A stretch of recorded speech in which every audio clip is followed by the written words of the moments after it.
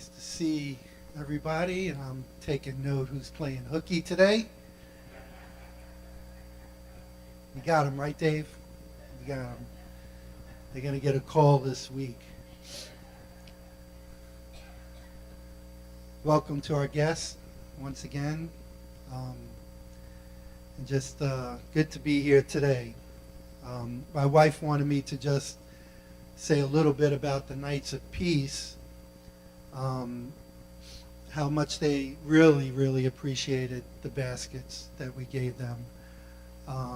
It's a wonderful little ministry that we have here, serving them with that need, because every family, and they're homeless families, pretty much they're either husband and wife and kids. They usually have to have some kids to get in there.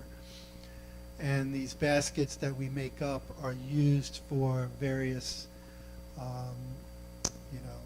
cleanliness, to keep clean, grooming and things like that. So they really appreciated it. We had 31 baskets. Our goal was 25, so we surpassed it by 6 baskets. And as soon as we got there, the lady said, "Oh, we just ran out. There was one person that came. We just ran out. We didn't have a basket for them, but now they're replenished, and hopefully that will last until the end of the year. Maybe we should up our goal a little bit, right, to 30, being that we were one short for them, so maybe there's a little more of a need now." And just thank everybody for your participation in that. Just a few dollars, everybody contributing a few dollars to put a basket together is wonderful. Combs, brushes, shampoo, soap, all of that is just a blessing. You don't realize it until you don't have it every day.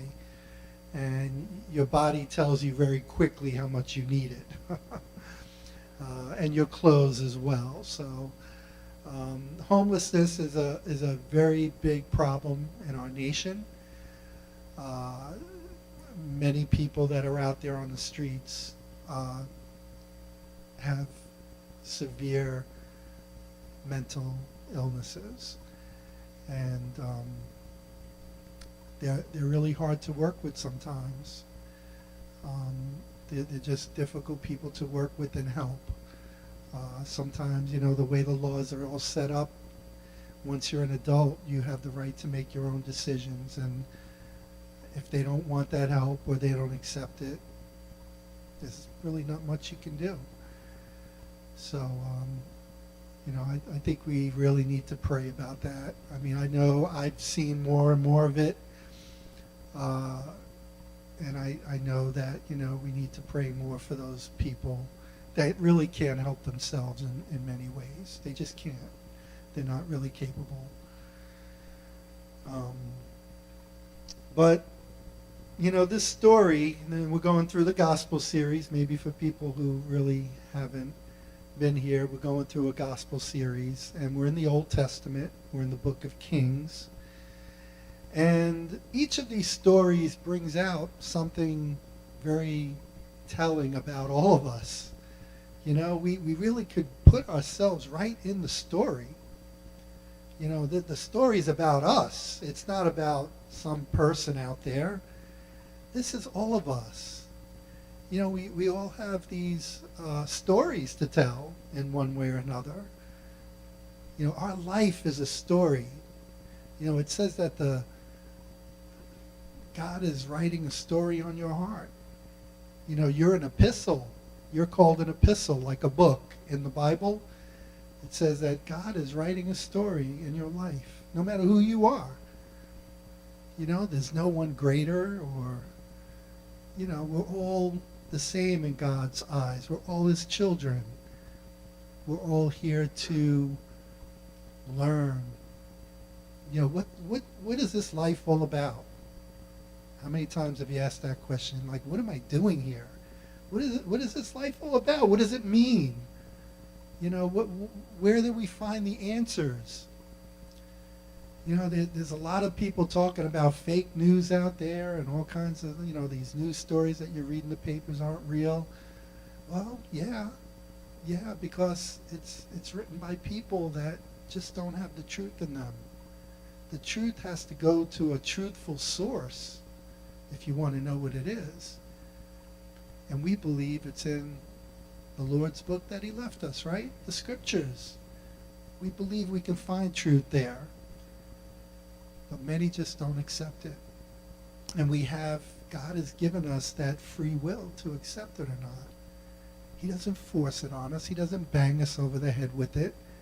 We bang each other over the head with it. You know, gospel thumpers, they call us sometimes, you know.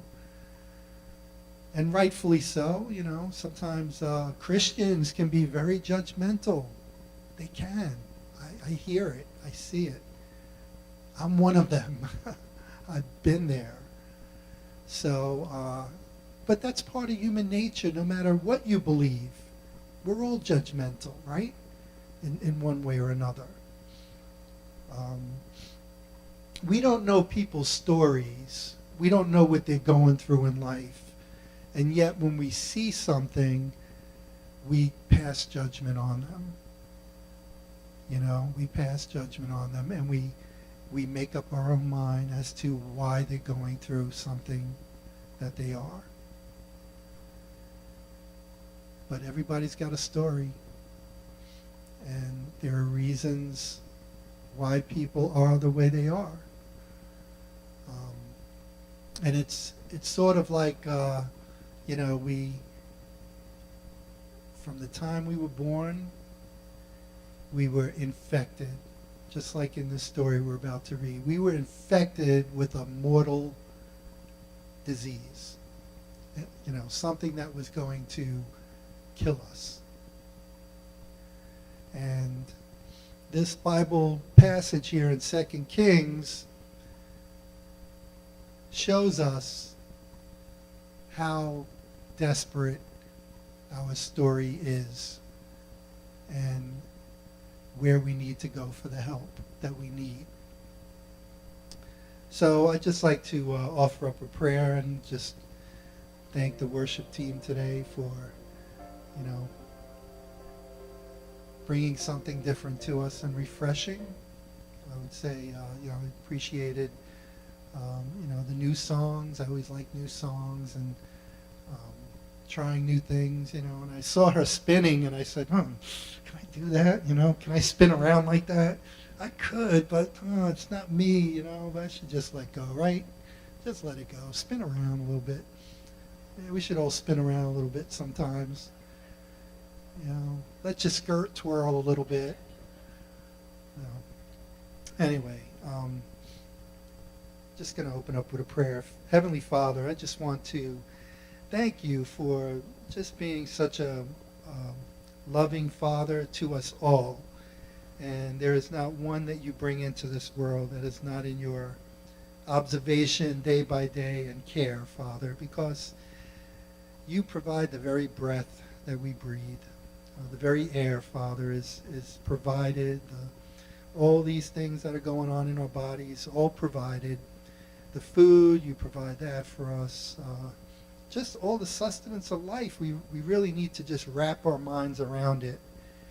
We need to understand that you are our life. You are our life. There is no other life besides you.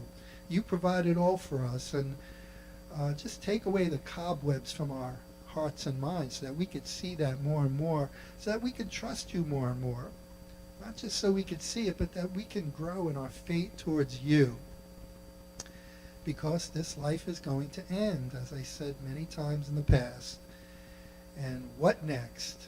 What next if it's not you and the life that you provide and the spirit of life that you provide?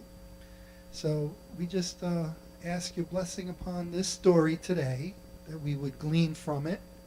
Whatever it is individually you want us to glean from it, because we can all take something different away from this. So I just pray for my brothers and sisters here that they would draw closer to you and to see your glory in a more intimate and deeper way. And I ask it in Jesus' name. Amen. Okay, so this story in Second Kings is about a man that was struck with a mortal disease called leprosy, right? His name was Naaman, and he was a mighty warrior. He served his country, which was Syria, with all his might. He was a wise man. He was a great general. He conquered many of the Israelite nations at that time, and it says that the Lord allowed him to do that. You know, this man was highly honored. He was an honorable man, it says. He was a Gentile. He came from a Gentile nation. He wasn't an Israelite. He conquered Israelites. He conquered those nations. But as great as this man was, as wealthy as this man was, with all his honor and all his worldly glory, he had this leprosy, which was a death sentence to him. And when you think about that, we're all struck with this leprosy called sin, aren't we? It's called sin. That no matter what we achieve in this life, the end is being put 6 feet under, isn't it? You know, all the hoopla and the congratulations and all the good times and the bad, it's all wrapped up at the end in a little box and put in the ground. And that's, you know, that's it. That's what we're looking for. So, you know, our names fade from the earth after a while. You know, years go by, people forget. Unless you're famous in some way, you know, your name might linger around a couple of thousand years. But in the end, most of us, we just fade away. We just fade away. And that would be it for us if it weren't for a healer in our lives. And this man, Naaman,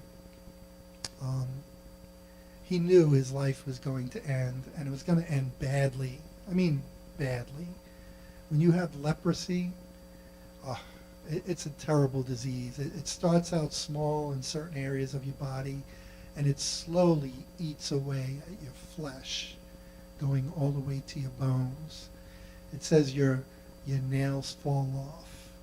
You know, your eye sockets rot. It's just a terrible disease. And it's just rotting you day by day. And you become a pariah in society. People don't want to go near you. You know? No matter how glorious your life has been, people don't want to know you. They wouldn't trade your skin for nothing, no matter how great you are. And this is the situation this man was in.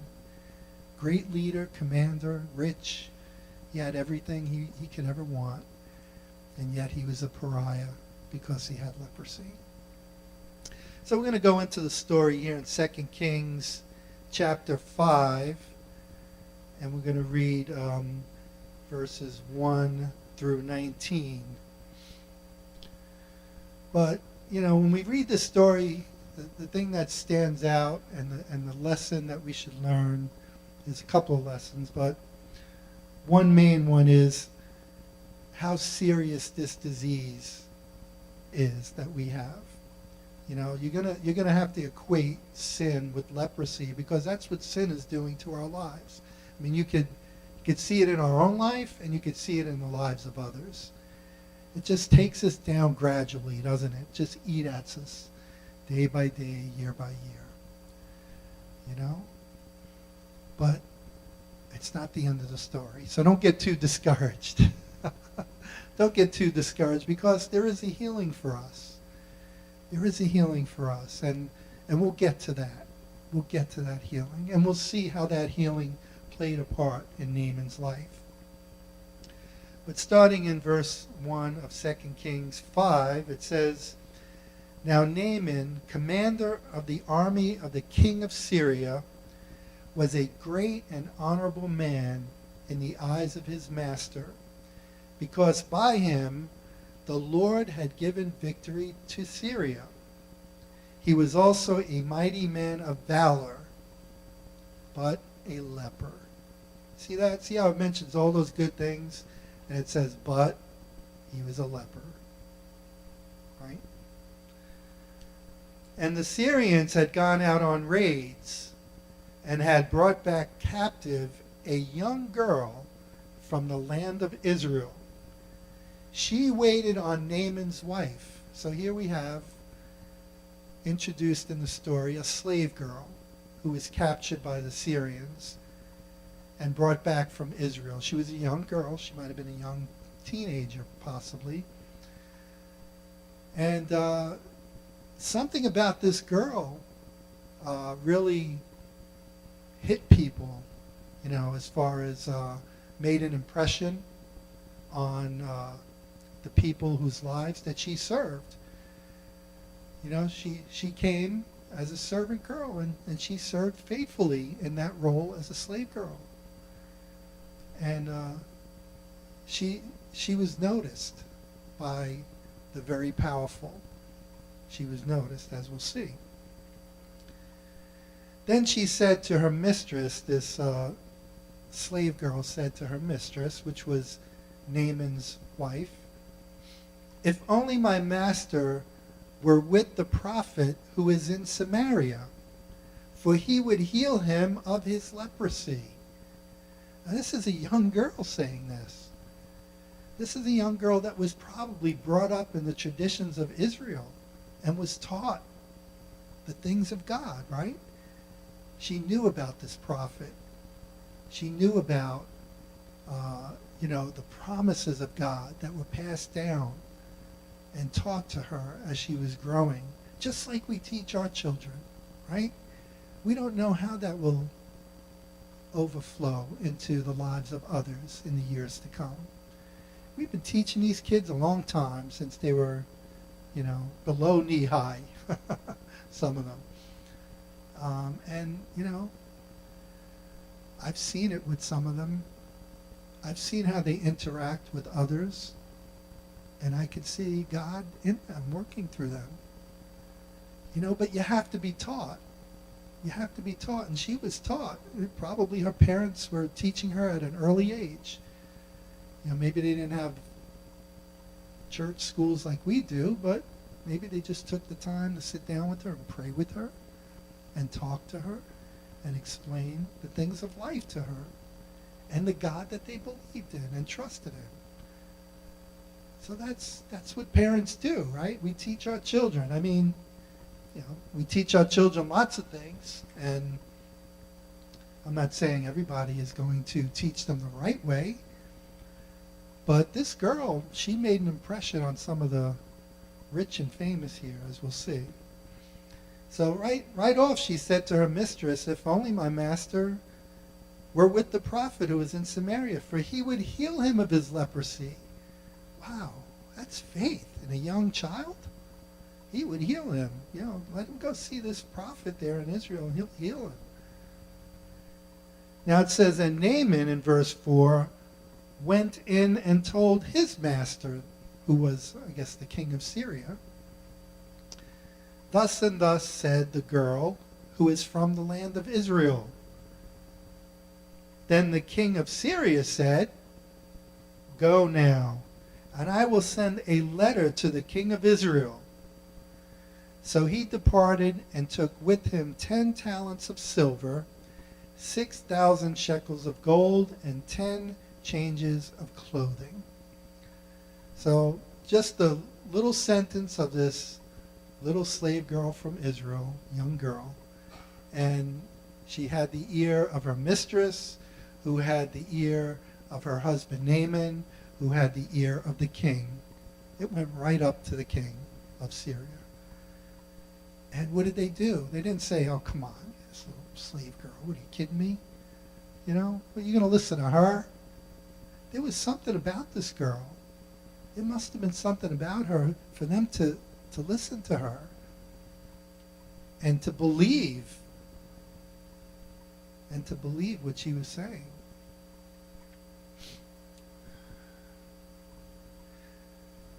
So then the king of Syria said, "Go now, I will send a letter to the king of Israel." So he departed, and he took with him 10 talents. So he's gathering up some riches here, some gifts to present, because that was a custom that they would present, some monetary form of, gifting to the country they were visiting. Then it says, he brought the letter to the king of Israel, which said, "Now be advised, when this letter comes to you, that I have sent Naaman my servant to you, that you may heal him of his leprosy." Now he's telling this to the king, but he's not telling the king the whole story here. And the king gets a little confused. The girl said to go see the prophet of Israel, not the king. But maybe he didn't know where the prophet was, so he went to the king first. And the nation of Israel that he was going to was called sort of like a liege lord nation. Those are like old terms, liege lord. In other words, they were kind of subservient because they were conquered in the past. So Israel was sort of like a subservient kingdom to the Syrians, although the Syrians, didn't have full rulership over the nation. They just allowed them to survive in that area of the world. So it happened when the king of Israel read the letter, and he said, "My servant Naaman, I sent him to you that you may heal him of his leprosy." It happened when the king of Israel read the letter that he tore his clothes. And he said, "Am I God to kill and make alive, that this man sends a man to me to heal him of his leprosy?" It's like, why are you sending him to me? I'm the king. I don't have this power. I don't have the power to heal somebody. I'm not God. It's not me. But, this little girl, when you think about it, had more understanding and faith in God than the king did. The king should have right away thought, well, I'll send him to our prophet, Elisha. He's been known to heal a few people. Maybe he's the guy you should be seeing. But no, he got all upset, bent out of shape, and he tore his clothes, which was a sign of blasphemy. As we know later on in history, the Pharisees would tear their robes when Jesus said that, he's the Son of Man. Well, that's blasphemy, So they get all bent out of shape when somebody says something they don't agree with. But he wasn't understanding the question. He wasn't understanding the letter properly. It says, "Therefore, please consider and see how he..." Okay, now let me go back. "And it happened when the king of Israel read the letter, he tore his clothes. He says, 'Am I God to kill and make alive, that this man sends a man to me to heal him of his leprosy? Therefore, please consider and see how he seeks a quarrel with me.'" So he thinks this king from Syria is setting him up. He thinks he's setting him up for a fight. Like, oh, you're being funny. You're sending your commander of your army to me for me to heal him of his leprosy? Are you kidding me? Are you for real about this? I know I can't do this, so you must be scheming something. You must be setting me up for a fight, because when you realize I can't do it, you're going to come after me, aren't you? That's what he's thinking. That's what he's thinking in his mind. But that's not what the letter was supposed to say. So it was when Elisha, the man of God, heard that the king of Israel had torn his clothes, that he sent to the king, saying, "Why have you torn your clothes? Please let him come to me, and he shall know that there is a prophet in Israel." See, now you have the prophet Elisha, who can heal him, saying to the king, like, why are you tearing it? Why didn't you just send him to me? I'll heal him. So, like I said, this little girl had more faith and understanding than the king of Israel had, evidently. Then Naaman went with his horses and chariot, and he stood at the door of Elisha the prophet's house. So here he is with all his gold and silver and his horses and his chariots and probably many men, fighting men or whatever. And he's standing in front of Elisha's house. Now, as we go into the next few verses, we see that during this interaction, a couple of more misunderstandings happen. It's like one misunderstanding after another. It says in verse 10, Elisha sent a messenger to him. It wasn't Elisha that came out to him personally.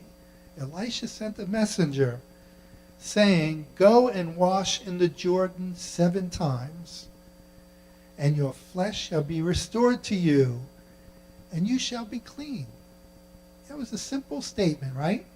Look, just go, take yourself to the Jordan River, dunk yourself 7 times, and you'll be clean. Your leprosy will be healed. Very simple. I thought about that. I said, how simple it is for us, isn't it? What are we told to do in the New Testament? Repent. Believe the gospel. That's it. Right? And you will be saved. Just turn away from your ways of fighting me, God's saying, and do what I tell you. Be obedient. Just believe the gospel. Believe what I'm telling you. And you're going to be saved. So it's like, wow, the simple things in life. God works through the simple things in life. It's not complicated. He works through the simple people in life, servant girls, right? This Naaman thought he had to do something, remarkable maybe to get healed. He was a mighty warrior. He conquered nations. Maybe he thought he'd be asked to do something like that. No, he's told, go dunk yourself 7 times in the Jordan River, and you'll be healed of your leprosy. Who ever heard of such a thing? I mean, I would imagine the guy must have, if I'm not judging the guy, I'd probably think the same thing. Like, what? Dunk myself 7 times in the river? So this is what Naaman says at this point. It says, but Naaman became furious and went away and said, indeed, I said to myself, he will surely come out to me, meaning Elisha, that, once he went to his house, he would come out to me and stand and call on my name, on the name of the Lord his God, and wave his hand over the place and heal the leprosy.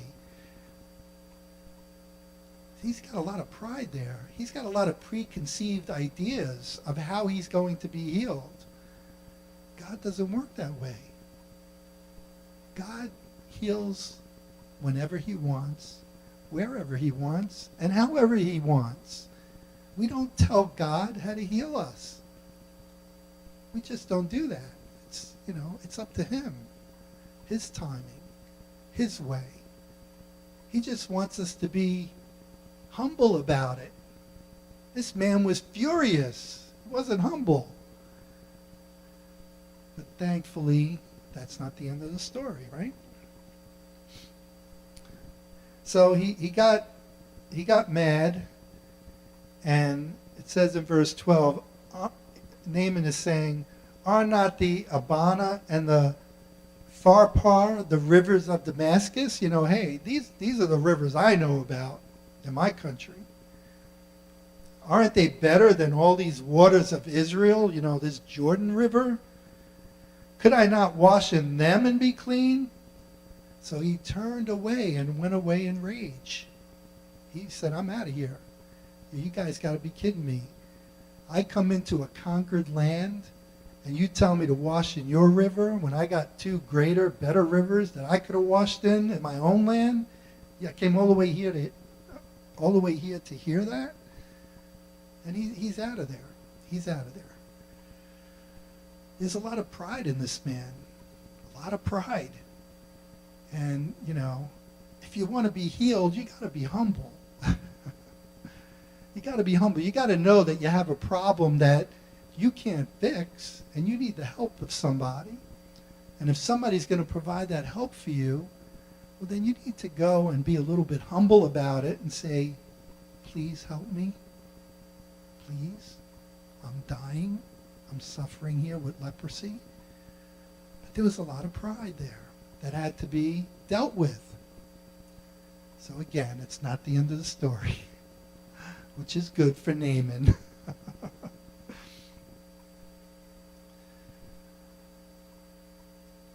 So he talks about these rivers in Syria, saying how much better they are.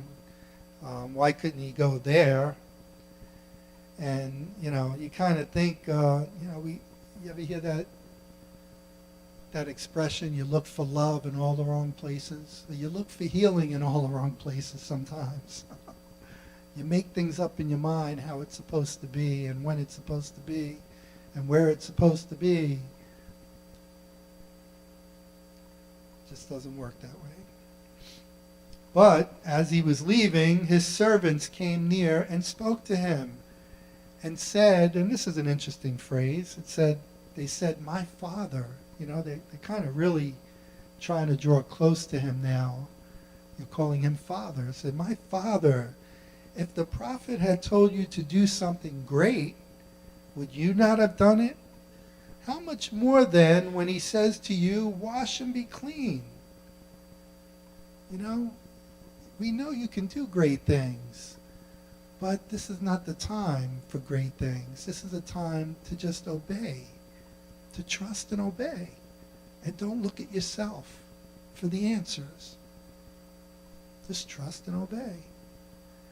Don't we come across that a lot in our lives? When we wind up in a situation that we want to have to try to fix it, and we just trust God to fix it. Because we only make it worse, it seems. We only make it worse.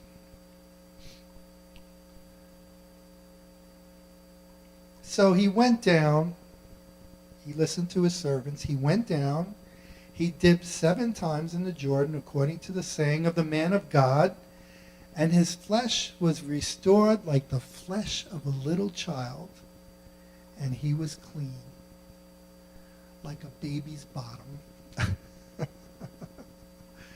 Could you imagine that? Coming out of that water the 7th time, wondering what you're going to look like after that? And you look at your skin and it's like as soft as a baby.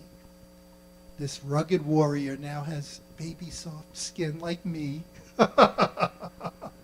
And if you don't believe it, shake my hand. I'll show you how soft my skin is. Not like Sean and John here, these guys, rugged guys working in the dirt and the stones.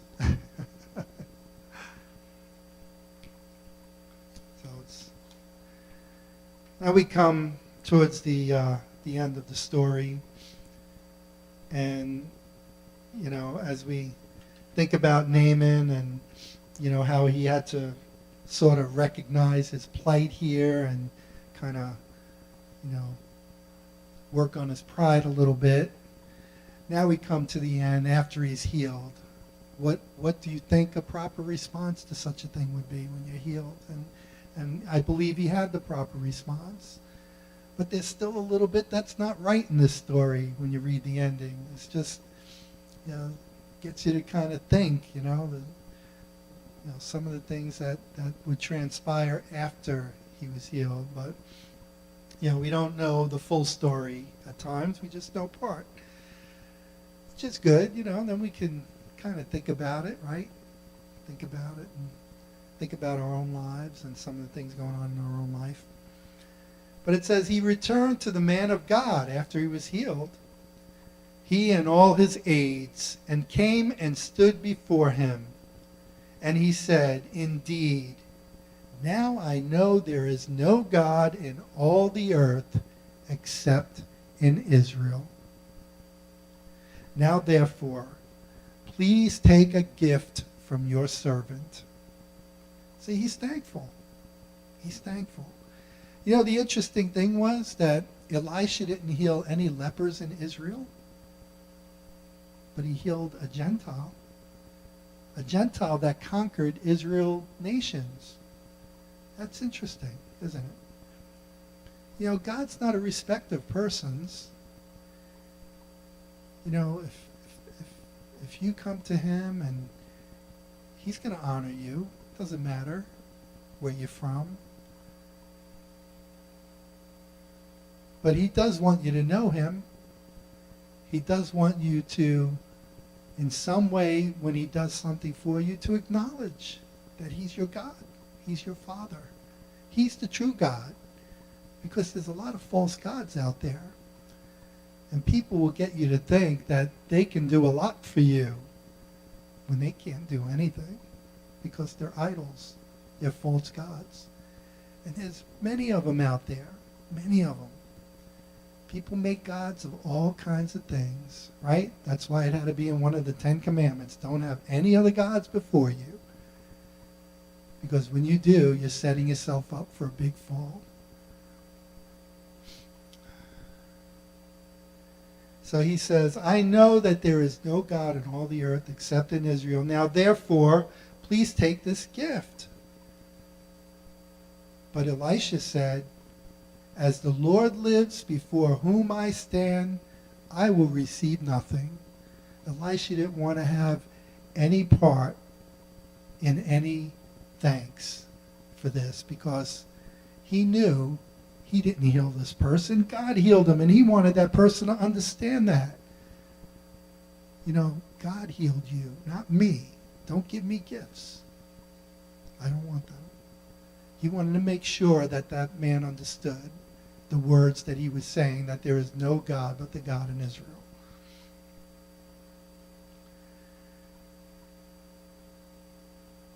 And he urged him to take it, but he refused. He refused. Elisha refused. He just wanted to make sure God received the glory. So Naaman said, then if not, please let your servant be given 2 mule loads of earth. You know, stack these mules with the earth. I don't know really what this means. There's a couple of different commentaries about what it could possibly mean. It may have had something to do with sacrificing, which he mentioned in the next phrase, but I'm not sure how he was planning on using all this earth, which was going to be loaded up on 2 mules. But this is what he wanted. He said, for your servant will no longer offer either burnt offerings or sacrifices to other gods, but to the Lord. So, yeah, he's going to offer it to the Lord. Maybe he just wanted soil from Israel because that's where he was healed. And maybe he wanted to, you know, build an altar to the real God using that soil. I don't know. I'm just thinking, you know, that's my own thoughts. Doesn't really say. But I don't know why he would ask for that. So he says that he's not going to serve or offer sacrifices to any other gods but the Lord. Yet in this thing, may the Lord pardon your servant. So now he's asking Elisha for a special favor. He says, look, you know, just this one thing, just please pardon me for this. He said, when my master, the king, goes into the temple, this is the Syrian, his king, the Syrian king, when he goes into the temple of Rimmon, which was one of their gods, to worship there, and he leans on my hand, and I bow down in the temple of Rimmon. When I bow down in the temple of Rimmon, may the Lord please pardon your servant in this thing. See, he's just thinking ahead a little bit, you know. Hey, I got to go back to my country now. And there's a time when I got to go into this temple here where this false god is worshipped by my king. And my duty is to bring him in there, you know, maybe, you know, as his guard or by the hand or something. But, you know, when the king worships this God, he's going to expect me to bow down too. Would you please pardon me if I do that? It's really not in my heart. I know he's not a true God, but my king doesn't know that. So would you please just pardon me for that? Then he said to him, "Go in peace." So he departed from him a short distance, and then something else happened. But that's the end of the story. That's the end of the story, Naaman's story. But some of the points I think we need to just look at, and I just want to rehearse here at the end, is, like Naaman, can we honestly and humbly look at our lives and say, I need healing? Can we do that? That's the first step to get healing, to know that you need it, and to humbly come before God and ask for it. Because, like leprosy, sin is eating us away, body, soul, and spirit. And if it isn't for God healing us, then where would we be? Where would we be? Like the servant girl, do we point others to Jesus? This was a little servant girl, probably a young teenager, pointing to where this king or this great general could get healing. Go to the prophet of God. He heals. And that's what we do, right? As Christians, when we see people in need, we point them to Jesus. He heals. Go to him. He's going to heal you. But you have to go to him humbly, knowing your need. You have to go to him knowing you have a problem. Because if you don't, how are you going to get help? Right? I think it's like, Alcoholics Anonymous or any program maybe where, people have addictions. We all have addictions, but, some of them have like a plan, a couple, like 12-step plan, I think it is. And, the main thing is to admit that you have a problem. Admit it. Don't hide it. You're only hiding it to yourself, right? And you're not hiding something we all don't try to hide. We all try to hide our leprosy, cover it up with something, but it's still there. Just got to be honest about it. And don't be ashamed, because you're coming to God with it. It said he took our shame. He took our shame on the cross. He said, cast it all upon me. Confess your sins to me.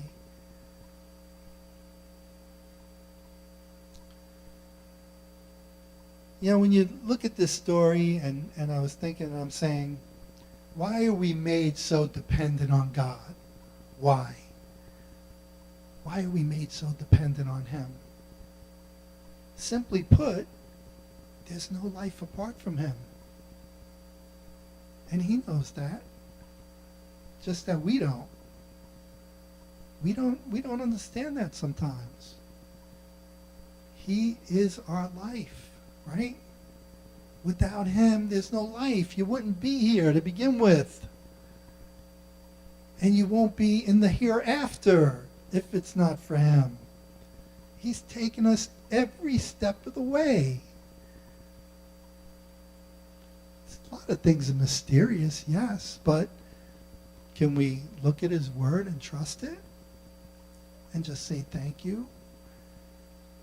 I repent and believe your word that I am saved.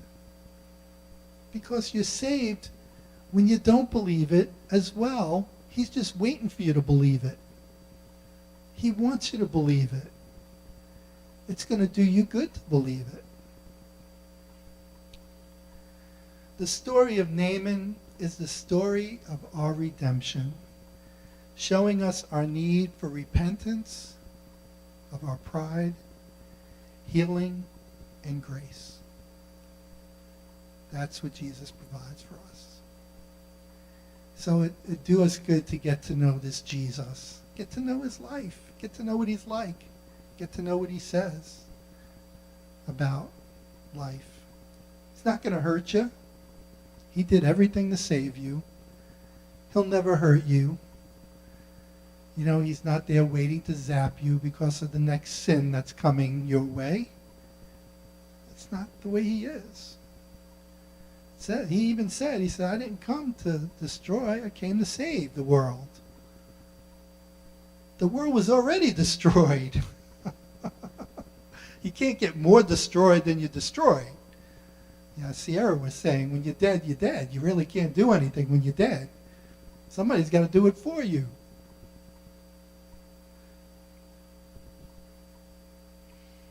So we, like Naaman, must come to the point in our lives where we know there is a God in Israel, right? Everybody must come to that point and say, there is a God in Israel. Now I know it. Look what he's done for me. Only God can heal us. Only God can save us. And only God can guide us through eternity. And through those things that he has planned for us, because they're all bound up in him. It's all bound up in him and his plans for us and his purposes.